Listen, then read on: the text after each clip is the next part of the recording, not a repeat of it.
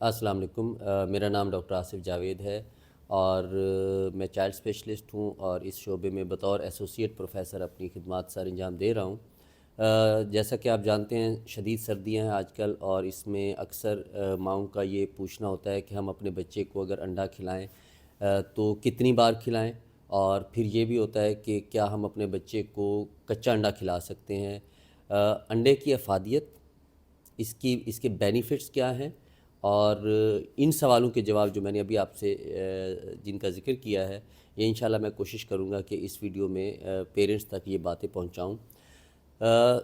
انڈے کے اندر 75 یا 70 ٹو 80 کیلریز، 70 سے 80 کیلریز ہوتی ہیں ایک نارمل ایگ میں، اور ایک نارمل ایگ کے دو پورشن ہوتی ہیں، ایک ایگ وائٹ ہوتا ہے اور درمیان میں زردی ہوتی ہے۔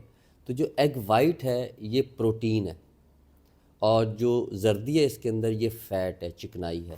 اس کے علاوہ انڈے کے اندر اور بھی بہت سارے بہترین جو نیوٹریشن غذا کے حساب سے انگریڈینٹس ہیں، کیونکہ ہم اکثر کہتے ہیں کہ انڈا ایک سپر فوڈ ہے یا ایک مکمل غذا ہے۔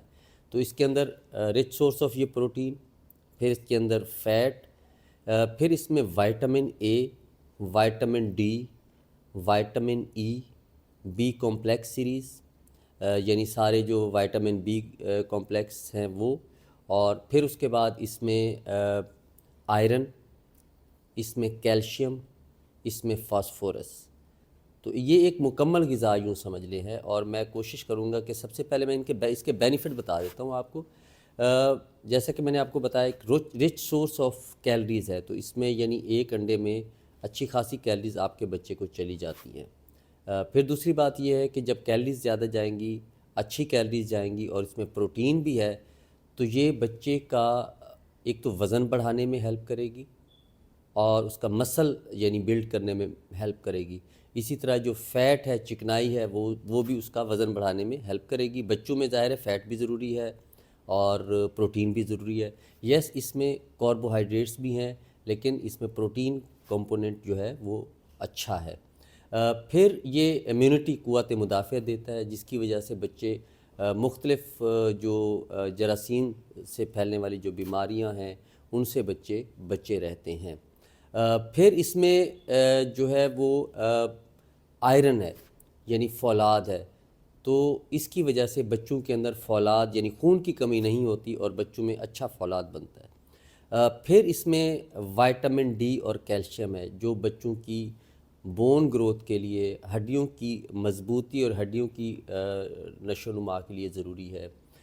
پھر اس میں ساتھ میں جو ہے وہ اومیگا 3 ہے، اور اومیگا 3 کے ساتھ کچھ اور ایسے انگریڈینٹس ہیں جو بچے کی برین گروتھ کو، دماغی گروتھ کو بہت اچھا کرتے ہیں۔ پھر اس میں سیلینیم ہے اور ساتھ میں آیوڈین ہے، جو بچے کے تھائرائیڈ کے لیے بہت اچھے ہیں۔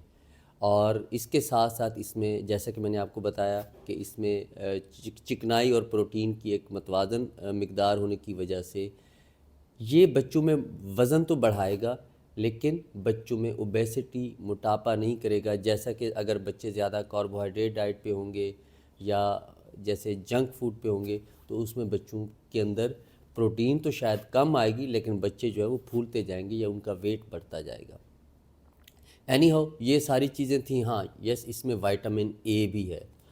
وائٹامن اے کی جو افادیت ہے وہ یہ ہے کہ وائٹامن اے جلد کے لیے، وائٹامن اے سانس کی بیماریوں سے بچاؤ کے لیے، اور وائٹامن اے آنکھوں کے لیے بہت مفید ہے۔ تو یوں سمجھیں کہ ایگ، جیسے میں نے شروع میں کہا، ایک مکمل غذا ہے، تو ڈیفینیٹلی اس میں یہ ساری چیزیں موجود ہیں جو آپ کے بچے کے لیے بہت ضروری ہیں۔ اب اگلی بات آتی ہے کہ ماں یہ پوچھتے ہیں کہ ہم اپنے بچے کو دن میں کتنے انڈے کھلائیں۔ تو بچوں میں یہ ریکمینڈ کروں گا کہ اگر 24 گھنٹے میں آپ کا بچہ ایک انڈا بھی کھا لے تو یہ سفیشینٹ ہے۔ اس میں اس بچے کو تمام وہ اجزاء، تمام وہ کیلریز ایک متوازن صورت میں چلی جاتی ہیں، کیونکہ ظاہر ہے بچے کو اپنے باقی چیزیں، دال، سبزیاں، پھل، گوشت، باقی چیزیں بھی کھلانی ہیں۔ پھر یہ ہوتا ہے کہ یہ انڈا ہم بچے کو جیسے بہت ساری مائیں یا بہت سارے لوگوں کا یہ کانسیپٹ ہے کہ کیا کچا انڈا کھلائیں، ہاف بوائل کھلائیں یا فل بوائل کھلائیں۔ یہ میں نے پہلے ایک ویڈیو میں بھی شیئر کیا ہے۔ اینی ہاؤ، کچا انڈا یا ہاف بوائل انڈا نہیں کھلانا چاہیے، کیونکہ را ایگ کچا انڈا یا اگر پوری طرح سے بوائلڈ ایگ نہیں ہے تو اس سے بچوں میں سالمونیلا ٹائیفائی جراثیم جانے کے اور ٹائیفائڈ ہونے کے کا جو ہے وہ خطرہ ہوتا ہے. تو اس لیے فلی بوائلڈ ایگ جو ہے اس کو بے شک آپ تھوڑا میش کر کے اس کا وہ تھوڑا سا چورا بنا کے تو وہ آپ کسی چیز میں ایڈ کر کے یا ڈائریکٹ بھی بچے کو کھلا سکتے ہیں.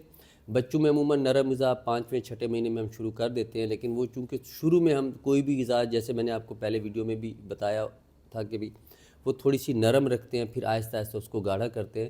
تو 7 8 9 مہینے کی ایج پہ اگر بچہ مکمل طور پر نرم غذا پہ آ گیا ہے تو آپ اس میں ایک فل بوائلڈ ایگ جو ہے وہ شامل کر سکتے ہیں. اس کو تھوڑا میش کر کے اس کو تھوڑا توڑ کے اس کا چورا بنا کے بچے کو کھلا سکتے ہیں.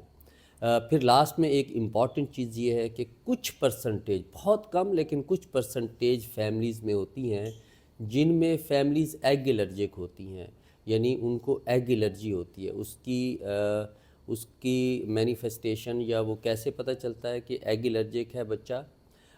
بچے میں جیسے ہم انڈا بچے کو کھلاتے ہیں تو بچے کے پیٹ میں درد ہو جانا، اس کو الٹیاں آنا، اس کے جسم پہ سرخ رنگ کے نشان بننا، یہ ساری چیزیں جو ہے وہ ایگ الرجی کی علامت ہوتی ہیں. تو اور عموماً یہ جو ایگ الرجی ہے یہ وائٹ پورشن سے ہوتی ہے، یعنی جو پروٹین پارٹ ہے یہ اس سے ہوتی ہے.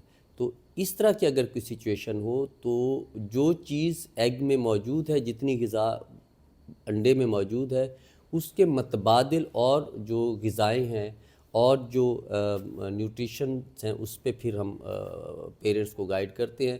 تو اس کے لیے ڈیفینیٹلی آپ کو اپنے کنسرن ڈاکٹر سے جو ہے وہ رابطہ کرنا ہے اور وہ آپ کو گائیڈ کرے گا کہ اگر آپ کا بچہ ایگ الرجک ہے تو اس کے متبادل میں کیا غذا دی جا سکتی ہے.